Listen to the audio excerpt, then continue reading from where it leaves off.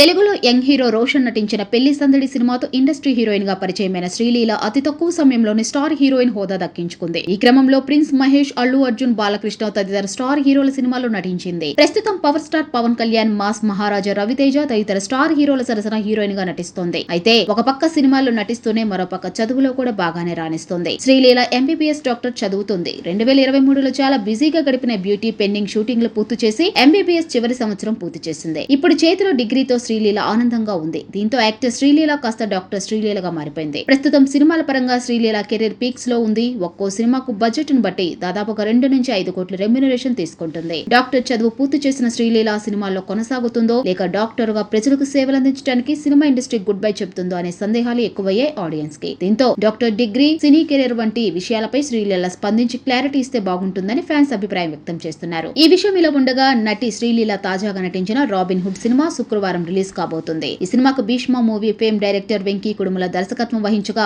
నితిన్ హీరోగా నటించాడు. Action thriller back drop లో తెరకెక్కిన ఈ సినిమాపై భారీ అంచనాలు నెలకొన్నాయి. ఇక శ్రీలీల రాబోయే సినిమాల గురించి చూసినట్టయితే పవన్ కళ్యాణ్ హీరోగా నటిస్తున్న ఉస్తాద్ భగత్ సింగ్, మాస్ మహారాజా రవితేజ నటిస్తున్న మాస్ జాతర సినిమాలతో పాటు హిందీ, తమిళ్, కన్నడ తదితర భాషల్లో కూడా హీరోయిన్ గా నటిస్తుంది.